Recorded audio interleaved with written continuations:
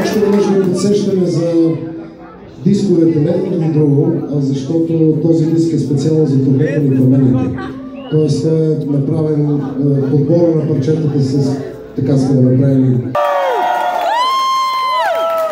Много ви благодарим, само преди да направим спасение, да ви имате, може да изпратите на нашата фейсбук страница някакви снимки, ще ми е приятно да имаме спомена от Нью Йорк с